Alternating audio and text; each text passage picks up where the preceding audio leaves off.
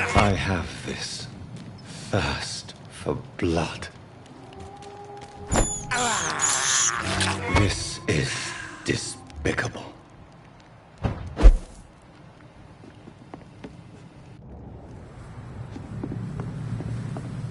I cannot enter.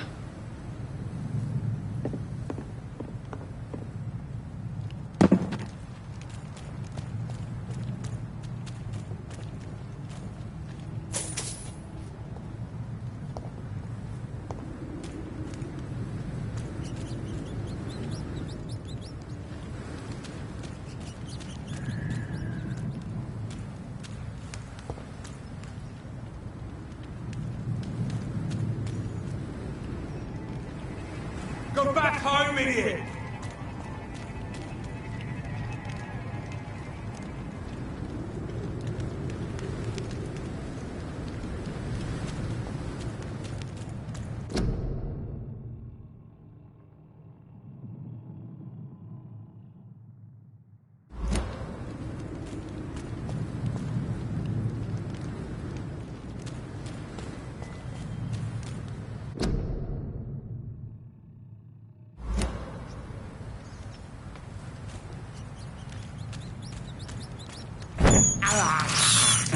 I can't believe I'm doing this.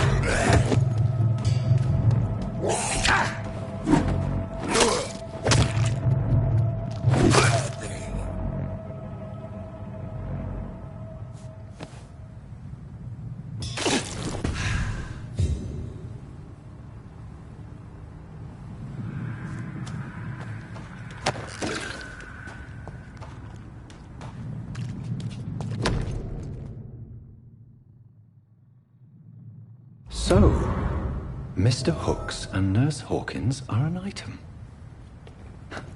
Those two have hidden their affections well.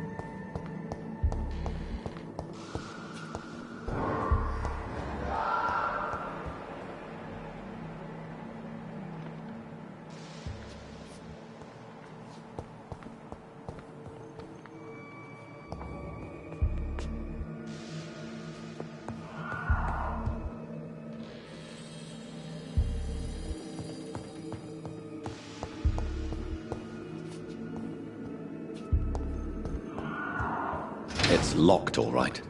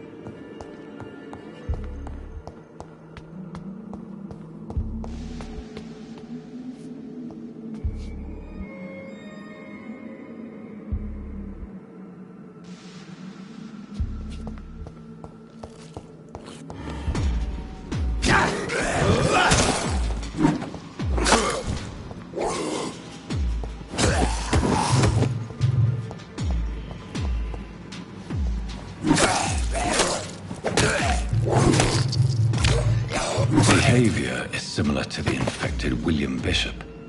Must be the same strain. This sickness moves faster than influenza.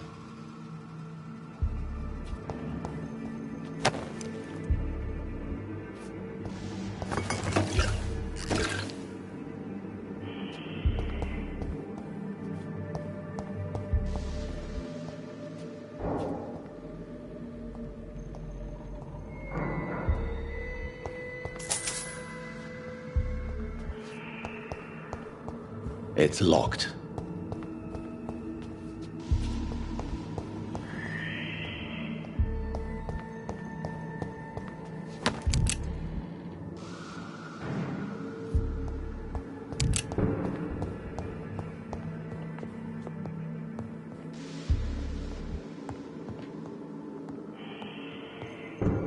key will surely grant me access to the basement.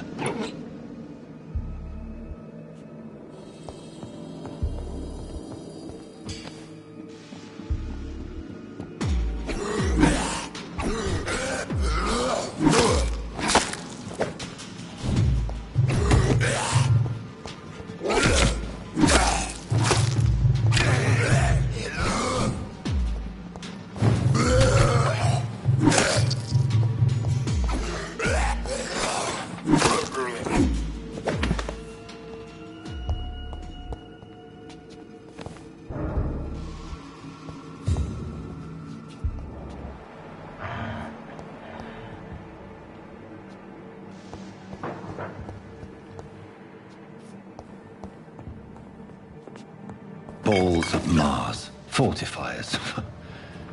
As popular as they are ineffective. But they do contain iron tartrate, and that might prove itself useful.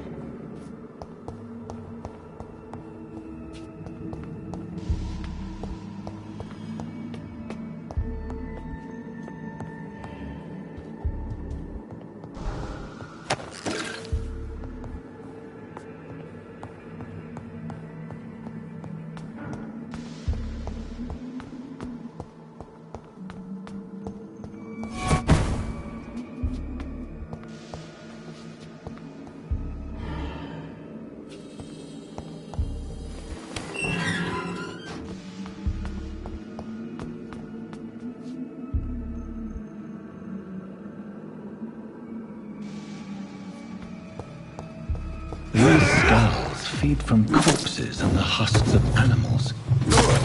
They're not after blood.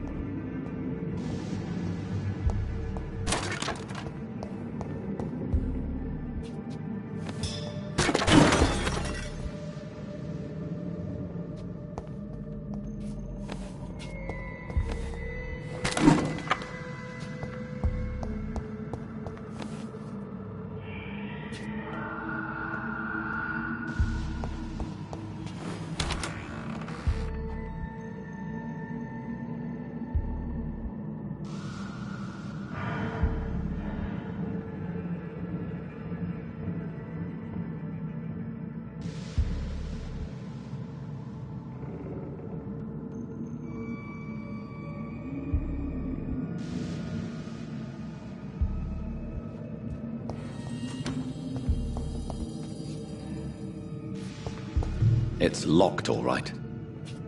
It's...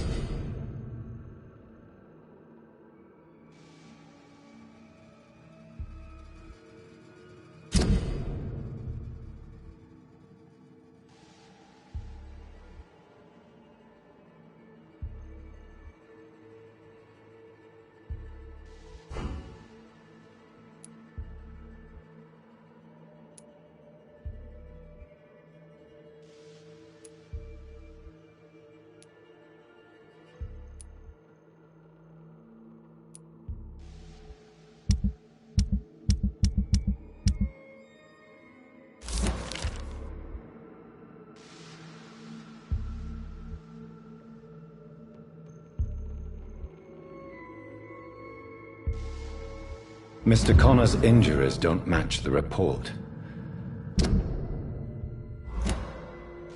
I'd better look into this.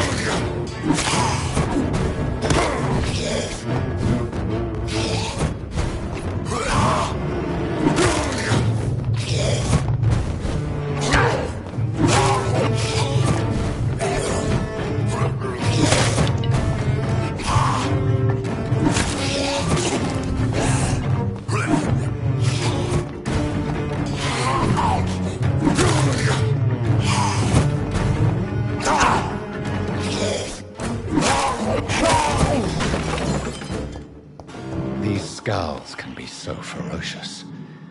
I'm not sure I can defeat them without becoming stronger. To drink blood is so tempting.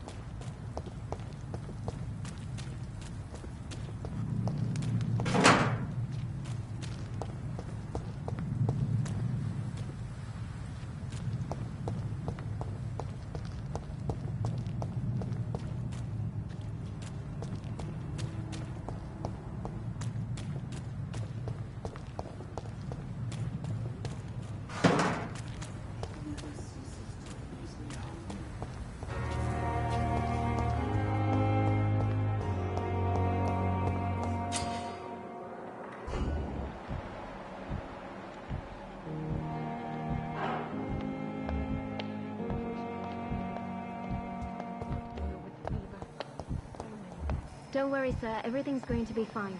I'm just going to go and get something.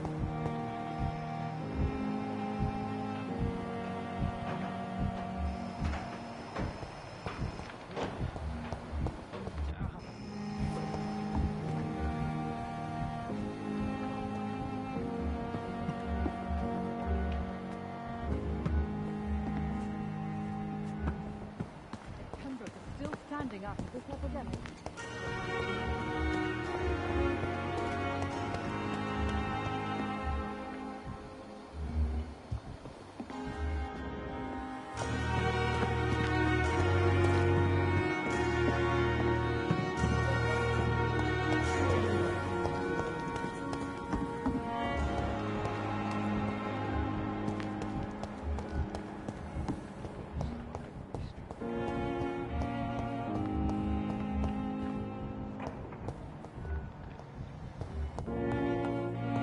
So tired. Will this shift never end? Finally, you've returned, Doctor. Did you find anything of value? Yes, nurse. You've worked your first miracle, Doctor. Now, this patient here needs immediate treatment. Duty calls. When the storm has passed, I'll show you how to mix the remedy yourself with the same basic ingredients. Many thanks, Doctor. When you finished, you ought to report to Dr. Swansea in his office. He's been looking for you. Seemed pressing.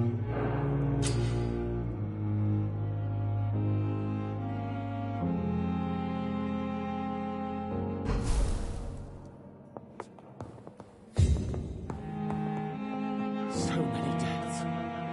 And still more... Good evening, sir. I'm Dr. Reed. May I help you? I don't know if a third opinion is needed. Your colleagues are already arguing about my condition. I see.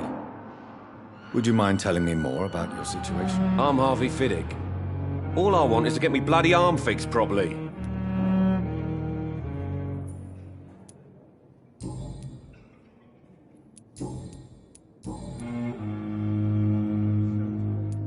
Tell me about yourself, Mr. Fiddick. I'm just a regular guy waiting to get his arm fixed, so I can return to work and to my family. I was more curious about what you were doing before being hospitalized. I'm a carpenter, and a good one too.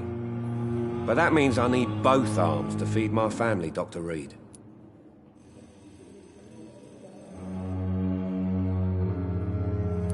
Tell me about the doctors who are arguing about your case. Strickland and Aykroyd.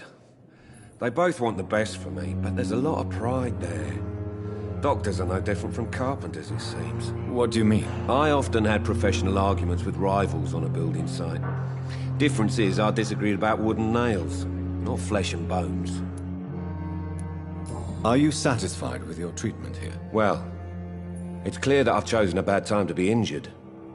Forgive my bluntness, but you seem overwhelmed by cases of the flu. I won't lie to you about it. I'm afraid we are. Are you sure you don't want to operate yourself, Dr. Reed? I have the feeling you're very capable. And your colleagues seem to think so too. In other circumstances, you would be right. But for now, I don't think I can take on the responsibility. My apologies.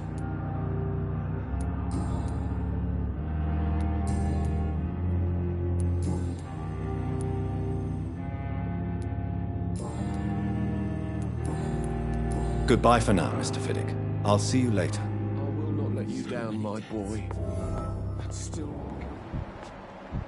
How can we be sure we're making a difference?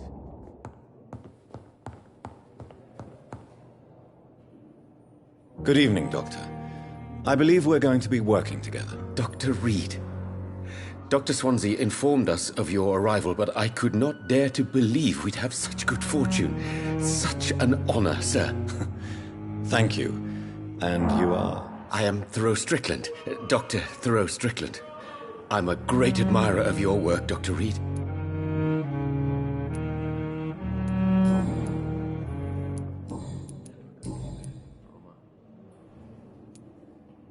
Please, could you tell me something about yourself? I'm a great admirer of your work concerning blood transfusion, Dr. Reed.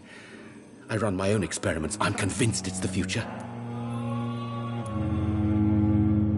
What made you choose to be a doctor? I'm not ashamed to admit you and your work have inspired me. I am honored to have the opportunity to work by your side. I'll give you some advice, but understand that nothing beats practical experience, which can be exhausting and solitary work. Of course, sir. And don't worry, I will never allow myself to be a burden, neither to you nor this hospital. I based my technique on my mentor's research. He helped me perfect my method. What is yours? I'd rather not talk about it. For now, it's just theories and first approach. My process is purely experimental and unsuccessful. As long as you're cautious and methodical, you may remain empty-handed, but you won't fail. You're not the first one to warn me, but I am convinced knowledge is the main weapon against the ravages of this epidemic. Do you need my medical attention, dear colleague? You don't have to worry about me, Dr. Reed. I am here to assist you, not to be a burden.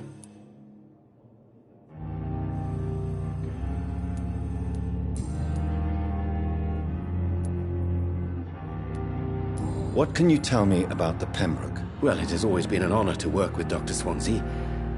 But with your arrival, I can't think of a better opportunity to learn about blood transfusion.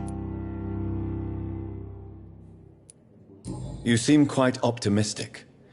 It's a rare and precious attitude in these difficult times. I'm convinced that this epidemic is a test of endurance and dedication for us men of science. Questions remain about our capacity to resolve the situation. True. Last summer, during the first wave of the epidemic, I used to joke with Milton about the extra work. We're not smiling now. Do you need help with anything in particular? Well, yes, maybe. I'm waiting for a batch of products I ordered for my personal research, yet my supplier seems to have vanished. Do you want me to play the errand boy for you? Oh no, Dr. Reed. But if you went personally to his shop, what with your reputation and all, he wouldn't dare to refuse the products I need. I see. Well, give me the address, for I may pass by if I have time.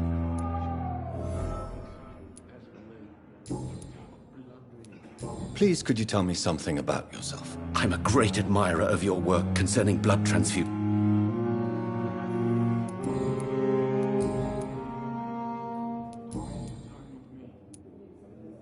Tell me more about your willingness to experiment with new medical techniques. Harvey Fiddick is a patient suffering from a severe injury that could cripple him if not treated correctly.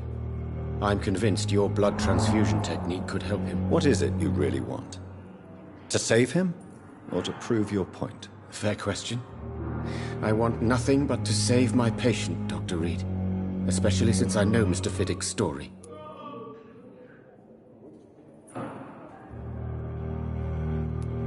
Tell me Mr. Fiddick's story. Our first diagnosis was compromised because Mr. Fiddick lied to us about the real origin of his injury. He first claimed it was an accident. But why would he hide such crucial information from us? Because he is a proud father, ashamed of putting his children at risk because of his own negligence. This personal involvement could also appear to be a lack of impartiality. You must know that a good surgeon must remain neutral. I agree. But that does not excuse Dr. Ackroyd's behavior, a man who did not even take time to converse with his patient. Do you think keeping his distance was a mistake? All I know is that I'm taking care of human beings with desires, hopes, and fears. Not some biological machine comprised of blood, bones, and flesh.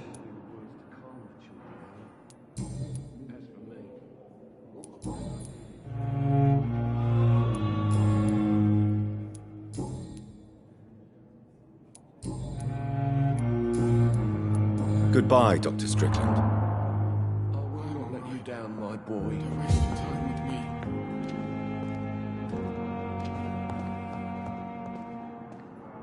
Dr. Reed, may I help you?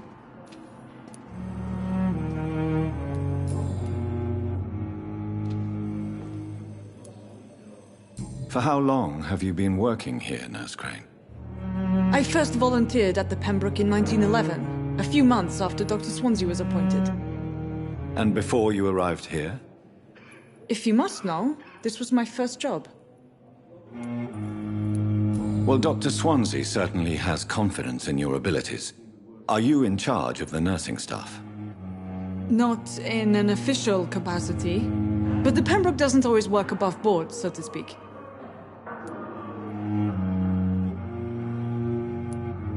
How is the duty roster organized? Everybody works until they can't. If there's time, they'll eat a meal and shed a silent tear. What about medical protocols? Dr. Reed, we don't have the money and resources here at the Pembroke like they do in the West End. We do what we can.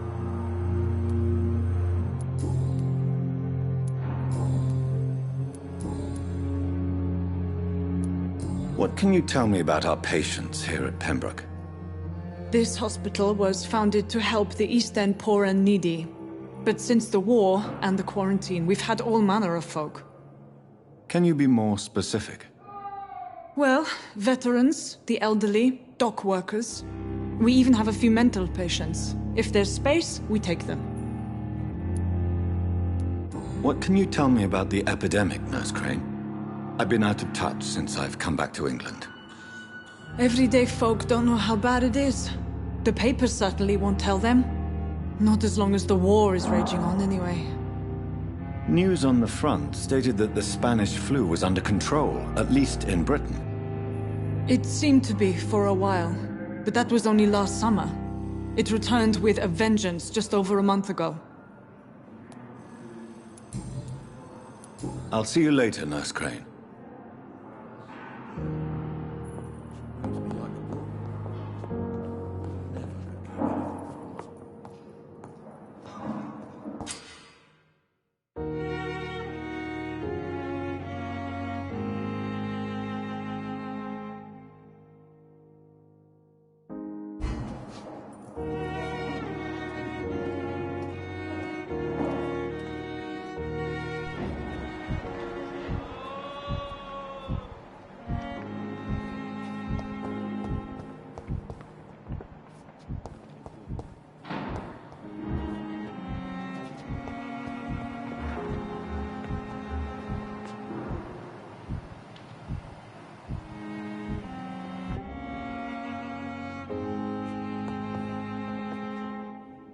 Good evening, Mr. Fiddick. Good evening, Dr. Reed.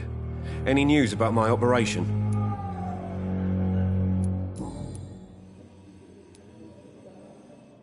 Tell me about your injury, Harvey. Why do you feel so guilty about it? My wife died because of me. And now I may lose everything because I've been careless enough to hurt myself. What an arsehole.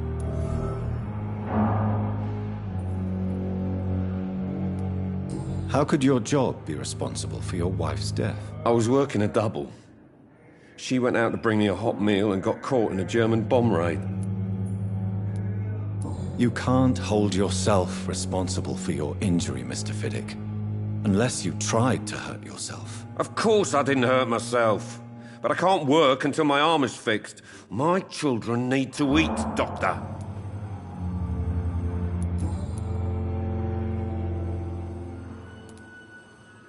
Tell me more about the death of your wife, Harvey. 1915. I was in the army. Building workshops for the Royal Flying Corps. Helen was happy I wasn't sent to the front. What happened? The Germans sent Zeppelins to bomb the construction site, but they missed their target. My wife was bringing my dinner when the bombs fell. I'm sorry for your loss. So many died during the bombings. I served in France and witnessed the carnage there. I would like to say that she didn't suffer. Truth is, I have no idea. I just know that I'm all that me kids have. Poor little bleeders. How are your children after losing their mother? They were smaller then. The only good thing about this is my Helen didn't bring them with her that night. Is there anything else that's bothering you? Can I help in any way? I'm all right. Considering the state of this place, I should consider myself lucky, I guess.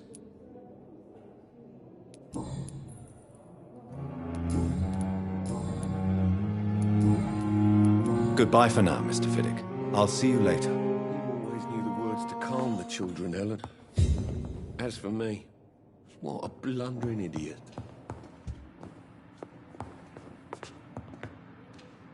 Good evening. I'm Dr. Reed. Can I help at all? No, Really? Why are you here then? I don't want to talk. My throat hurts too much. I suppose that this pain is the reason you're here. Is someone taking care of you? Yes. And no. Could you at least tell me your name, sir? Mortimer. Mortimer Goswick.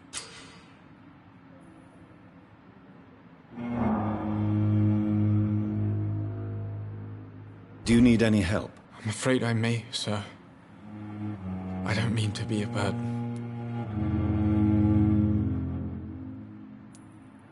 You are not a burden, sir. Healing you is my responsibility. And you have my gratitude for that.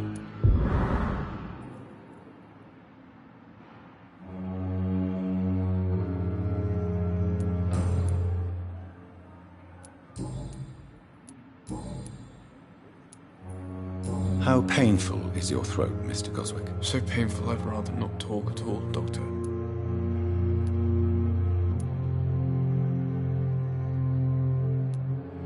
I'm sure you realize a doctor and his patient have to communicate, sir. Would it help if I gave you some paper and a pen? Not really. I see. Then maybe it's not just your throat that hurts, Mr. Goswick. Perhaps your sore throat is just the consequence of something more hurtful. Yes, maybe. But I don't want to talk or even write about it now.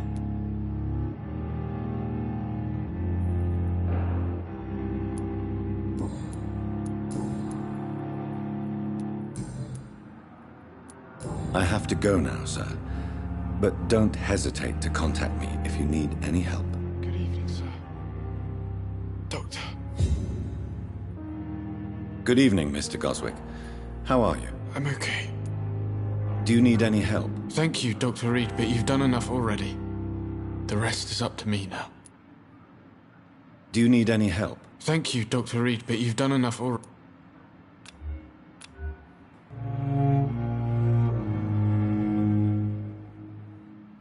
I have to go now, sir.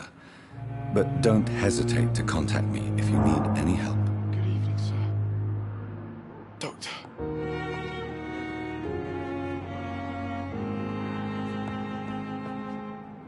Good evening, madam. Can I help you? It's my son who needs you, sir. I'm Dr. Jonathan Reed. How can I help your son? I'm Beatrice Goswick, mother of Mortimer Goswick. Could you check on him, please, Dr. Reed? I've heard much of your talents as a physician.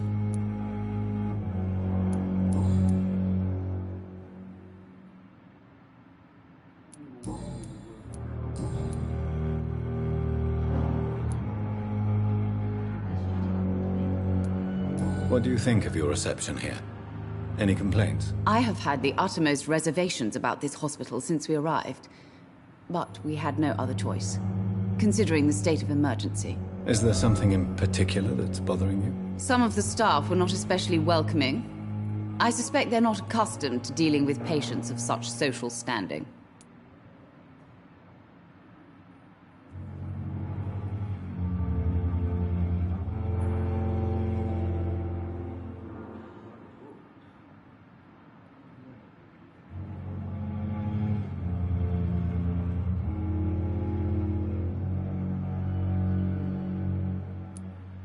Tell me more about your arrival at the Pembroke Hospital. What gave you such a bad first impression? The ambulance driver was quite rude, for a start. And that nurse, Miss Hawkins, seems to have quite a dubious attitude. What do you mean? She managed to secure a bed for my son despite the epidemic. It was a relief, but it wasn't cheap.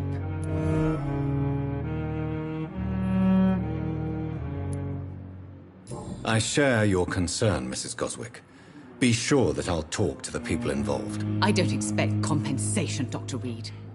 But I'm aware such behavior would not be tolerated in other hospitals.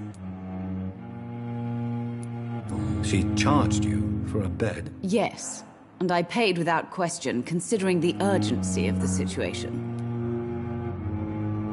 Do you require medical attention as well, Mrs. Goswick? I have other concerns right now, Doctor. But I'm fine, thank you.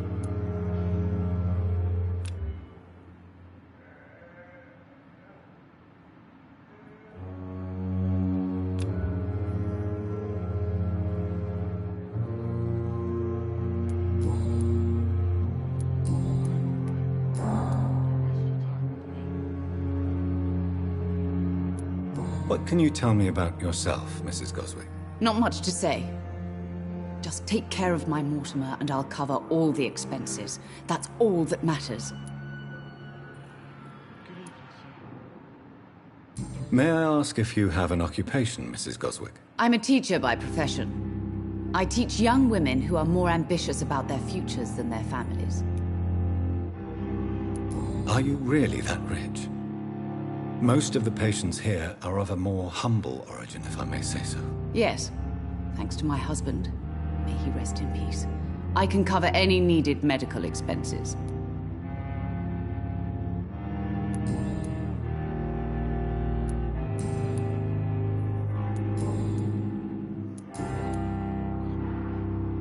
Goodbye, Mrs. Goswick.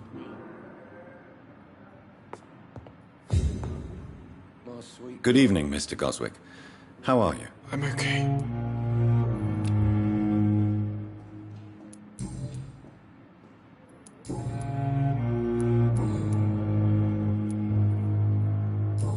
did your mother have you hospitalized here? She seems convinced this is a bad hospital. My mother just wants the best for me. She won't rest while I'm here. She'd go all the way to hell and back to help me.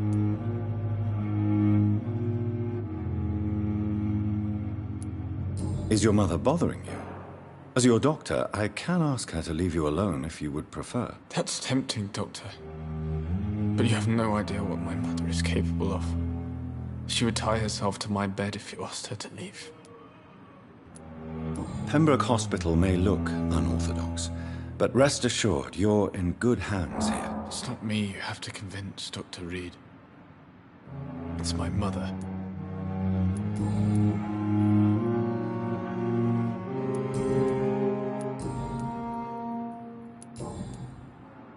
I have to go now, sir. But don't hesitate. Good evening, sir. Doctor.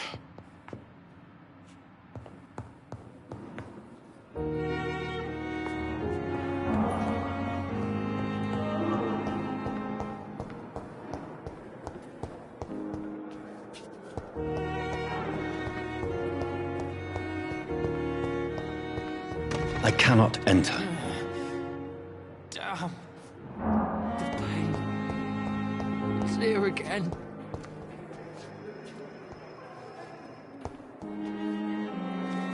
I wonder why the Goswicks came here in the first Another place. night with the glorious battalion of Pembroke.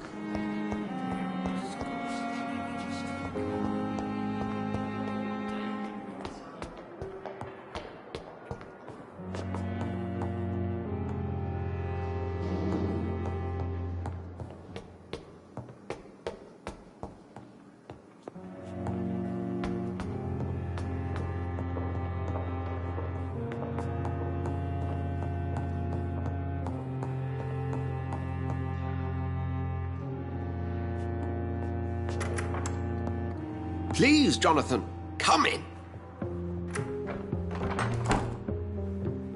Fascinating, is it not? In the last decade, so many mysteries have been brought to light with our microscopes. The human body, biology's penultimate frontier. The more we explore its boundaries, the less we're able to trace a clear line between life and death. You, my friend, have a foot in both countries. The view must be vertiginous. It's at least as vertiginous as chatting about vampires with you, I would say. This must be all so new to you. This area of town, the hospital, a brand new life. How stimulating it must be. I wish I could share your enthusiasm, Dr. Swansea, but my condition defies scientific categorization. Undead? Unalive? Immortality defies logic.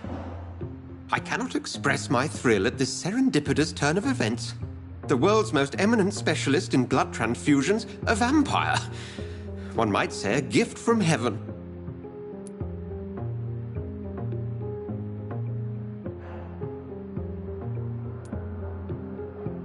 I'm a dead man. I was murdered. Now I'm a murderer. Tell me how this is a gift. Forgive me. I've been an admirer of your work for a long time, and now you are so much more than a brilliant physician. And please, call me Edgar.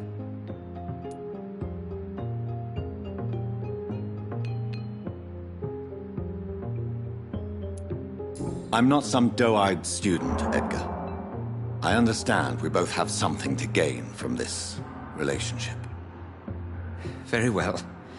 I have a task for you, Jonathan. Something that will require all your newfound skills. Please, go on. The Pembroke only survives through the generosity of our benefactors. Unfortunately, our main donor has found herself in a bit of a bind. Now, if you could help her out... A spokesman or politician is what you need. That's not my calling. And until I come to understand what has happened to me, I require discretion. Discretion is in order, Jonathan.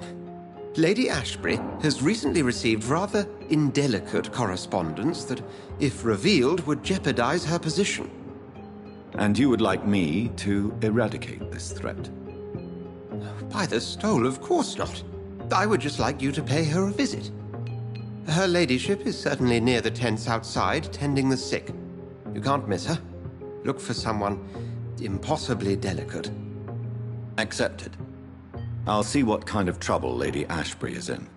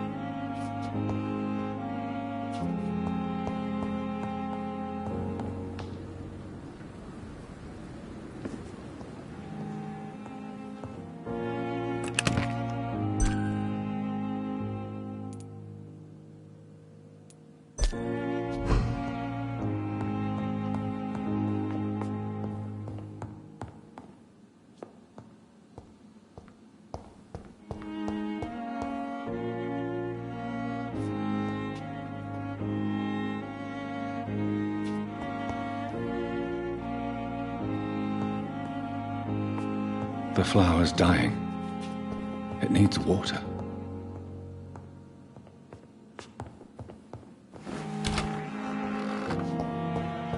It's locked, all right.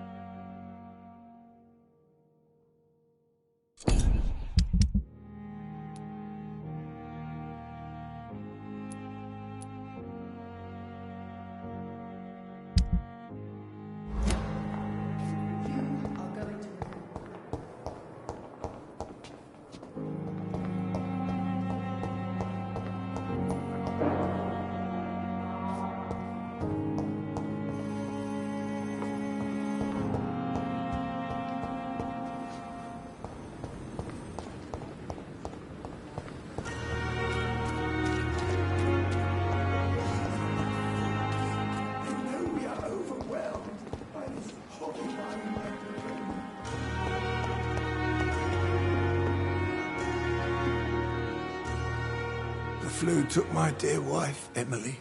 I take comfort knowing we'll soon be together again. Mr. Rainfield, that's no way to talk. You're in good hands here, and we'll be up again soon enough.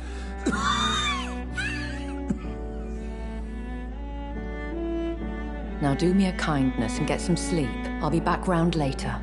Your words are kind, the blessings of an angel. You're the sweet, sweet Lady of Mercy.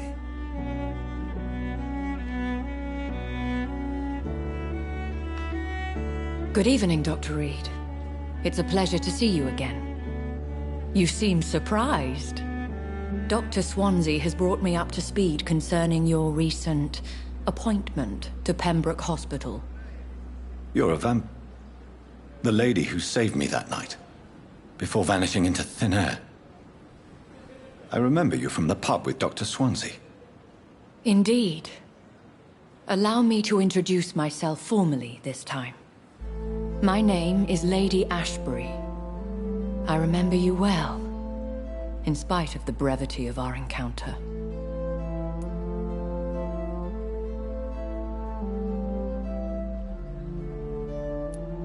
Apologies. You've taken me by surprise. I'm very happy to see you. The pleasure is mine, Doctor. I hope you're more disposed to answer my questions now. You must have countless questions, but our rather urgent matter first. Swansea has explained. My cover, if you prefer, has been compromised.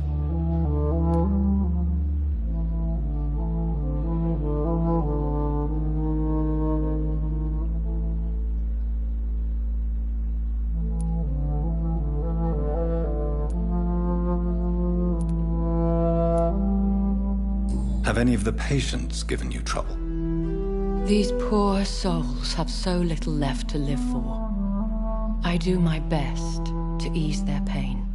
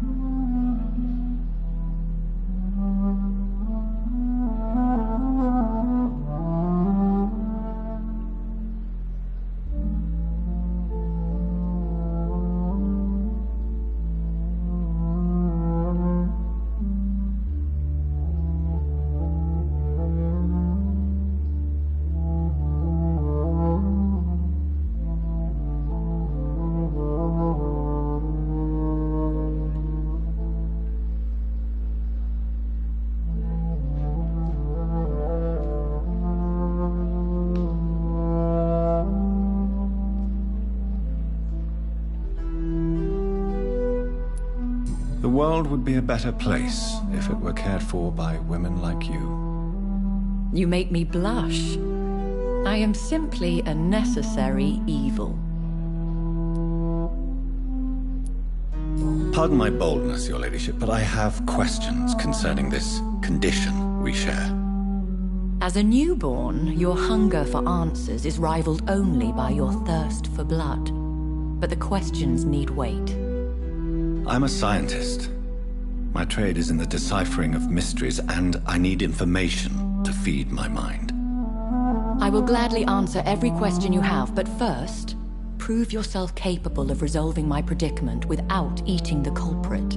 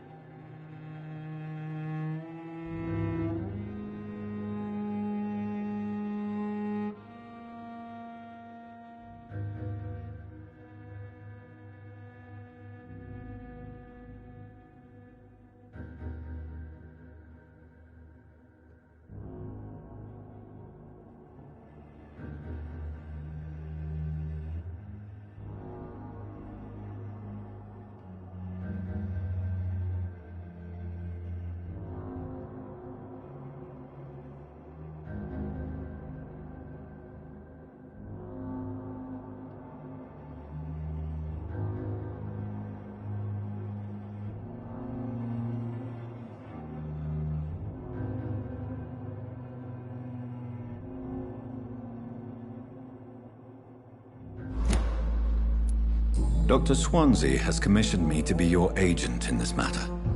You could start by explaining what's amiss. These past insufferable weeks, I've been the victim of extortion. I've made a first payment, but the blackmailer grows greedy. I must refuse his most recent demands.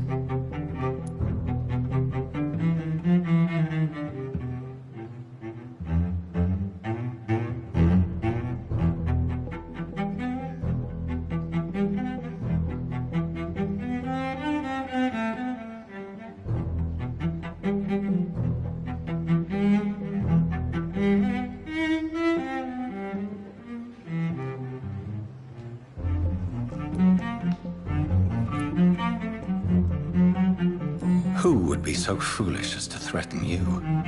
A kindred spirit.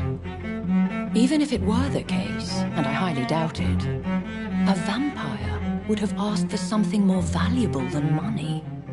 My suspicions lean toward a patient, or their family.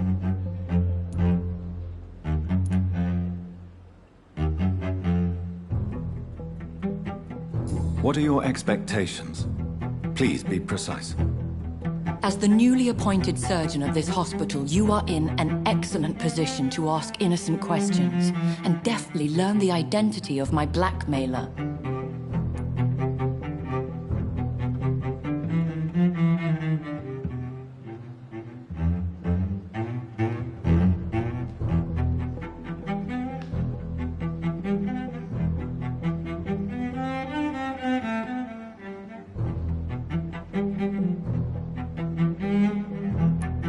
Please continue.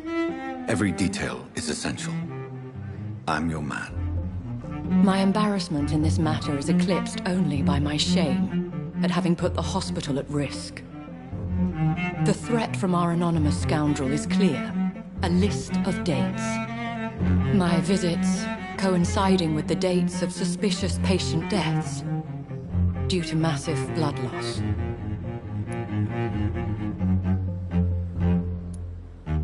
Is it true? Now aren't you the blunt one?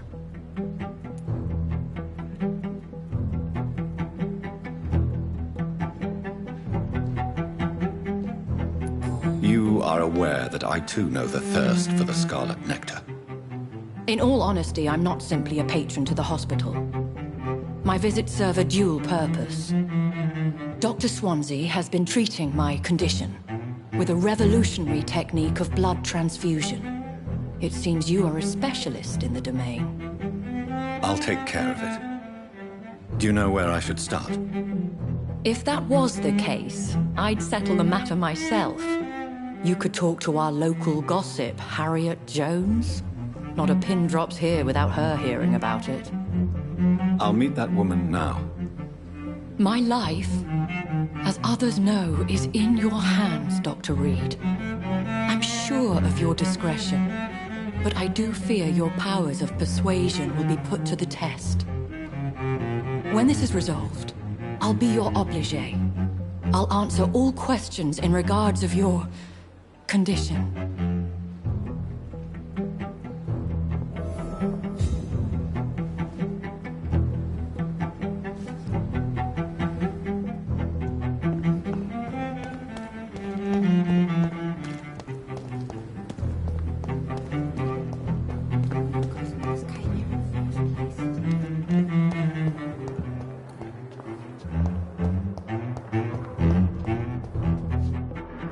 You are going to reveal My blood and Someone's soul. poached my blanket. They The belong cold will to be you my death.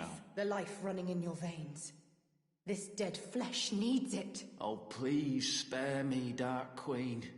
Spare your obedient slave. Liars and thieves! Good evening, Mr. Hampton. How do you feel? Dr. Reed, is it? Oh, sir, I must apologize for my behavior. What do you mean? I was not myself in the factory. Fear and exhaustion made me say awful things to you, I'm afraid. You remained perfectly nice and polite. A little delirious, perhaps. But who wouldn't be after enduring an abduction? Thank you, Doctor. That's a relief. Now all I need to do is rest and return to my flock.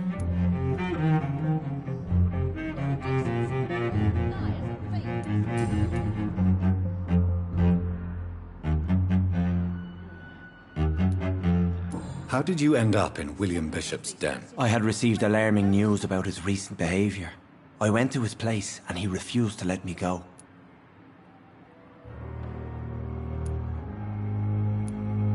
You dared to enter this awful place alone.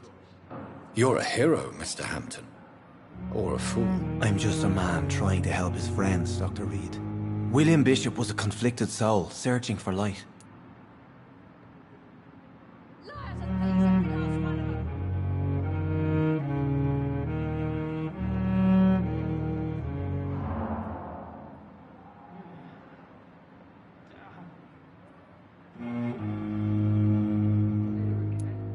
Why did he abduct you? William was an alcoholic. His addiction suddenly changed to blood. I don't know why. Just like a patient I met here. This Miss Hawcroft.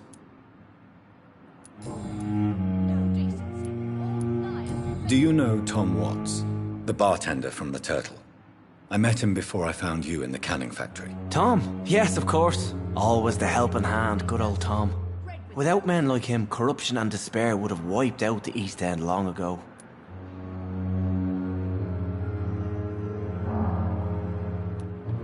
People are still in despair. How could it be otherwise?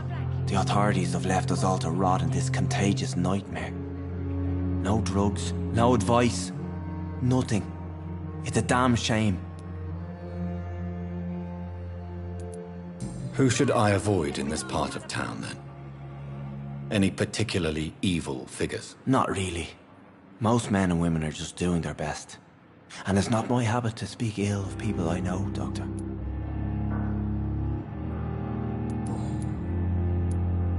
What is the general situation in the East End docks? The situation has always been tough, with a lot of tensions between the gangs and the dockers' trade union. The wet boot boys are very nervous since they lost their leader. Has the gang been threatening you? Ah, no. I've had this nickname for so long. You know, the sad saint of the East End. No one dares to bug a saint. Not even criminals. Who leads the gang now? Since Clay Cox went missing, it's his wife Edwina who runs the show, with the assistance of her minion, Booth Digby.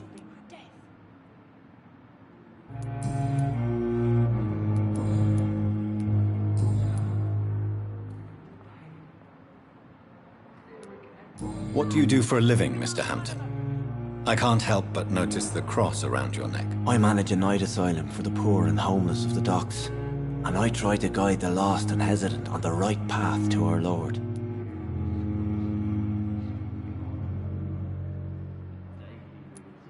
Why didn't you use your cross against William Bishop? To repel him somehow? That's a very strange question, Doctor. A cross is no magical token, if that's what you were trying to say. Not mine, anyway. Are you a priest, Mr. Hampton? A deacon, maybe? Not at all, Doctor. I'm just a man of faith willing to preach the good word.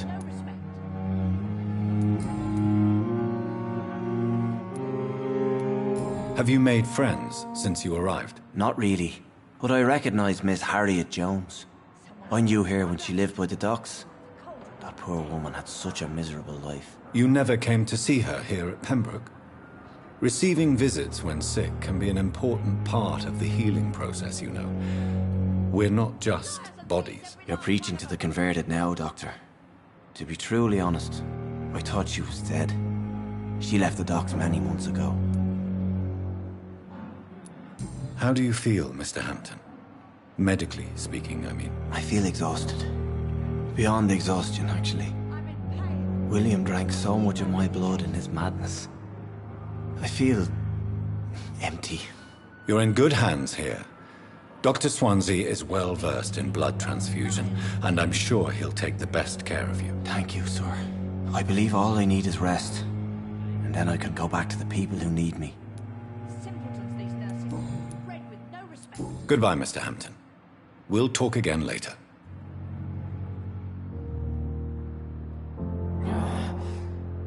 Damn. The pain. Someone's poached my blanket. Oh, the cold will be my death.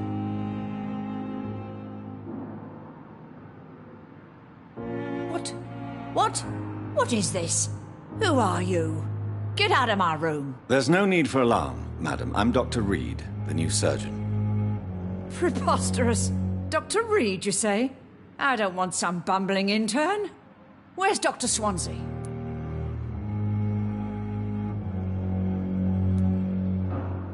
Please, calm down, madam. I assure you that I am highly qualified. I'm just back from war duty. How brave. Threatening an old defenseless woman. You know how long I've been a patient here? You've picked the wrong fight. I'm Harriet Jones. Harriet Jones? Indeed. I've been meaning to have a chat with you. You know what goes on here better than any other patient, I gather. Oh, better than any patient, nurse or doctor. I've seen so many vile undertakings. I heard there have been some despicable goings-on. Was there a blackmail? Blackmail? Wait. You're investigating something.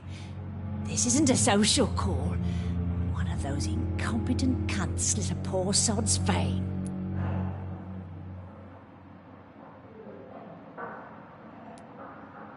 If I didn't know better, Miss Jones, I'd be inclined to say you enjoy this type of idle gossip. God's honest truth, Doctor. It's just the way it is here. Most of these bitches would let you freeze to death before getting you a blanket. You seem to know more about the goings-on here than anyone else. Beware, Miss Jones, in case suspicion should fall on you. That's it. Blame the old and infirm. I see those little bitches' greedy little eyes. Just waiting for me to pop off they are. I assure you, madam, this is not an investigation into a possible medical error. Debauchery, then? Nurses Crane, Hawkins, Brannigans, whores, all of them. They can't keep their legs shut. I've seen them scratching slutty sores. Really? Well, if you have irrefutable proof, I'll not have the staff behaving in such a manner here. This is your business, Doctor, not mine. But I swear one of the nurses is cavorting with some man on hospital hours. Thank you for your time, Miss Jones. You've given me something to go on. See you on the next round.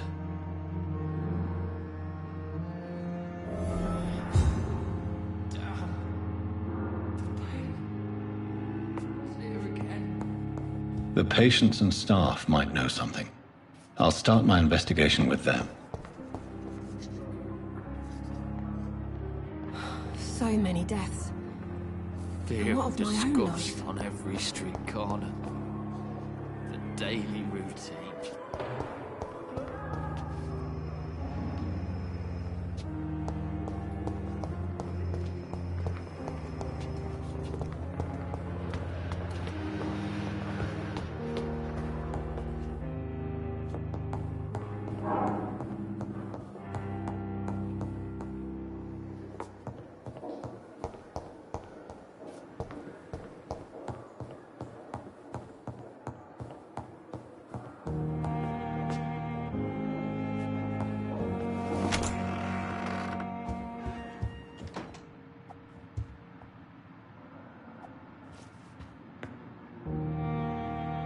Do you need something, Jonathan?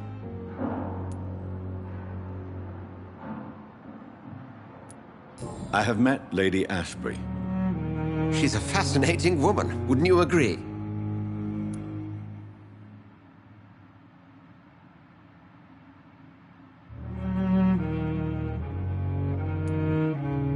Is she the true reason you recruited me? To work on her condition and addiction for blood? A part of me is thinking I've been played. Lady Ashbury is a cherished friend of mine. I would not betray her secrets without her consent. Come to the rescue of a damsel in distress. I ask nothing more.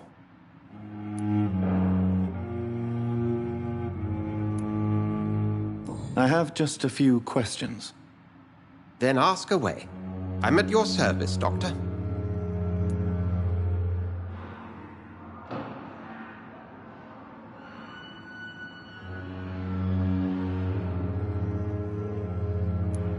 Since I'm the one working for you, What should I know about Pembroke Hospital?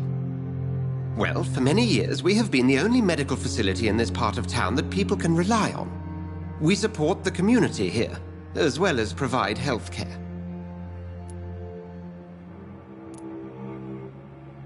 Where do we stand today?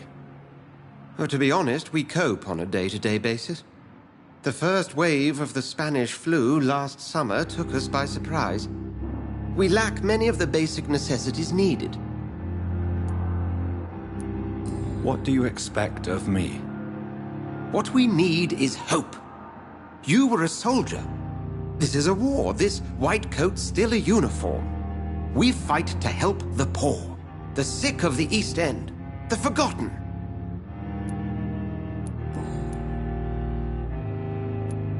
You mentioned something about a secret society. A brotherhood, if I recall. Could you elaborate? Certainly. I've been a member of the Brotherhood of St. Paul's Stole for several years. We are pledged to monitor and report vampire activity in England as impartial scientific observers.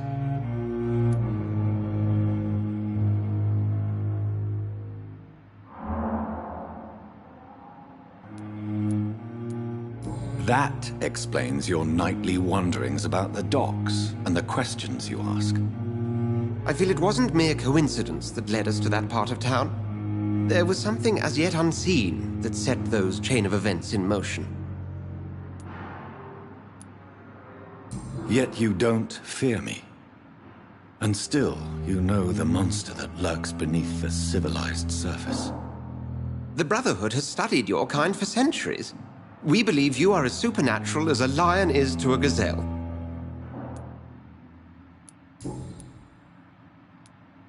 Since you seem quite the expert on vampires, what could you tell me about my condition and how it came about? As men of science, our first step is always to start with what we know. Forget the myths, the hackneyed scrawlings, and the penny dreadfuls. They do not scratch the surface of the truth you now find yourself in.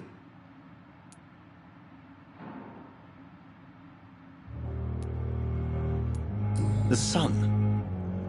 The morning following my transformation. Its rays burned me. There was pain, smoke, and my skin blackened. You will find there is very little that can kill a vampire, my friend.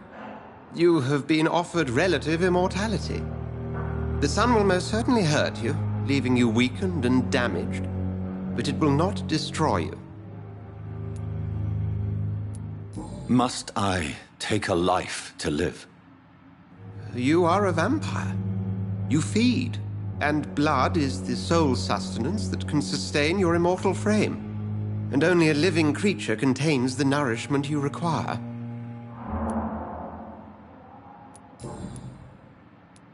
The man we pursued and slew in the canning factory, William Bishop, I believe, was he a vampire? He was a Skald, technically speaking. The debate rages as to their classification. Some think them a subspecies of vampire, others something else. Just for clarity, what differences are there between myself and a Skald? A Skald is easier to eliminate, Jonathan, even if they remain formidable foes for the unprepared. Vampires... Now, vampires exist beyond the mortal realm.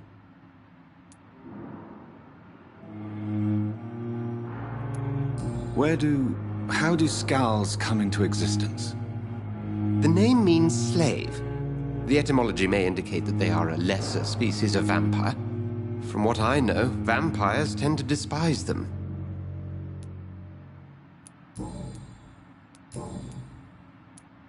The matter of Lady Ashbury's blackmailer.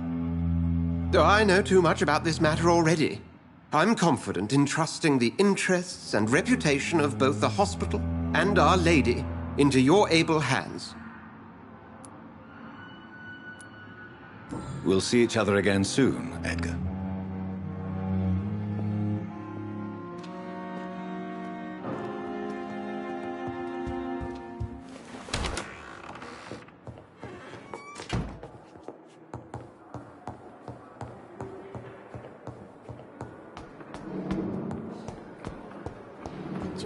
morgue disguised as a hospital.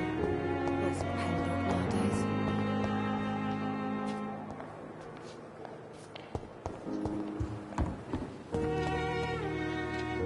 The patients are not fools.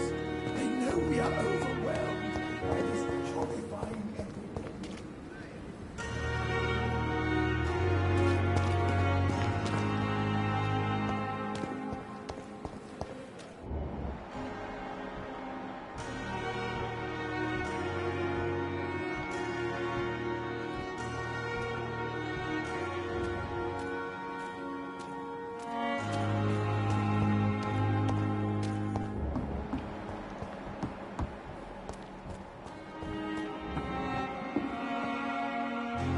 Good evening, Nurse Brannigan. Good evening, Doctor.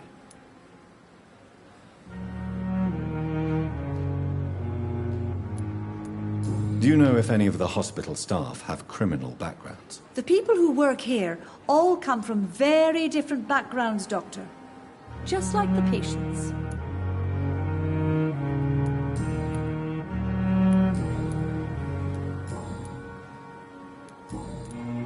Have you seen a strange man visiting any of the nurses here? I've never heard of such a thing, Doctor.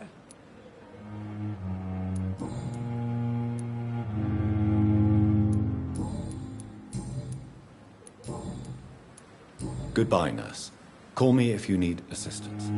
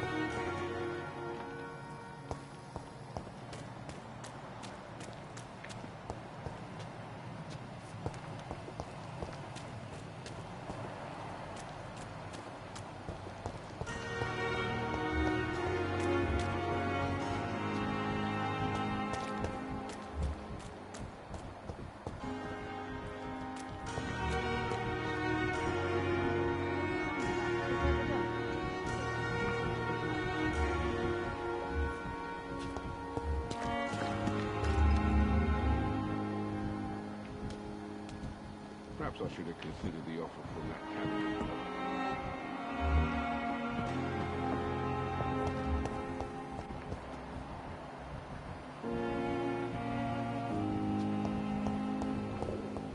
Hear disgust on every street corner.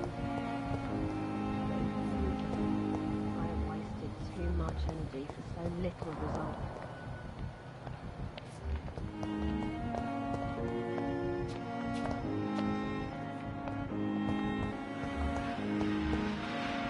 Don't worry, sir. We're going to take care of it. The pain.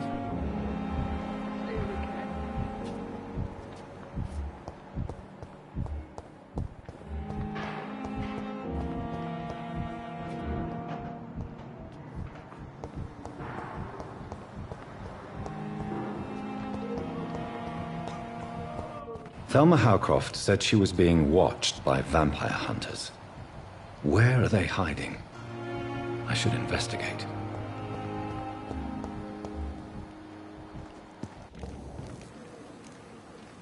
Good evening. I'm Dr. Reed. Always a pleasure to meet a colleague, sir. Especially when he was supposedly dead. A colleague? Are you a doctor too? Not anymore, sir. I used to be Dr. Rakesh Jadana. Now, I'm just Mr. Jadana, pawnbroker and humble guardian of this morgue. What do you mean, you used to be a doctor? Was your license revoked? No, sir. It is just that I like to be precise. I run a little pawn shop while taking care of the dead. But I used to be a real doctor.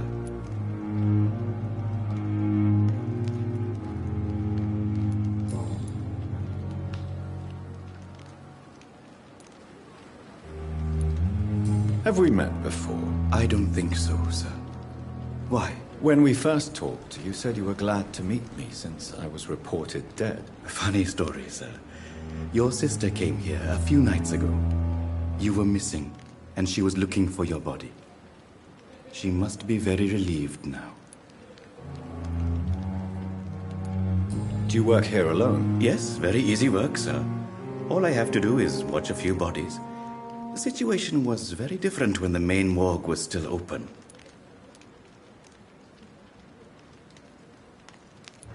Why do you have to watch these bodies? Because these poor fellows have no names.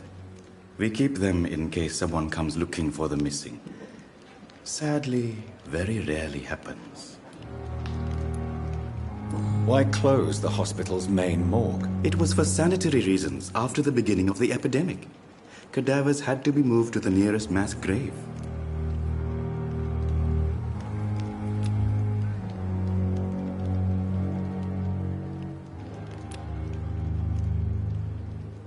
Do you need medical attention? I'm feeling all right, Doctor. But perhaps it is because I, too, am used to the smell of the dead.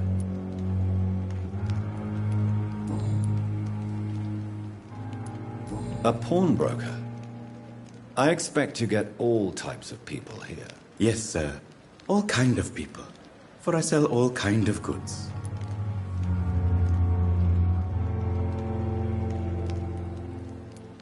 What kind of goods? With the quarantine, it's not always easy to buy things.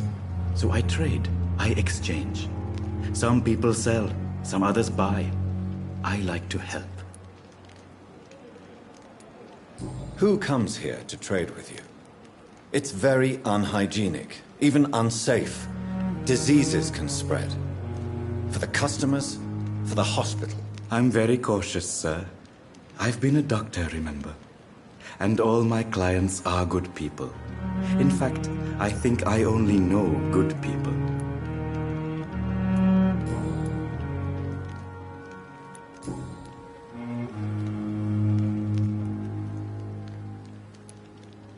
Have you heard of someone blackmailing people in the hospital? Pardon me, sir, but I have no idea what you're talking about. Please show me what you have to sell. Of course. It's just trinkets and curios, really. But I'm sure they can be useful.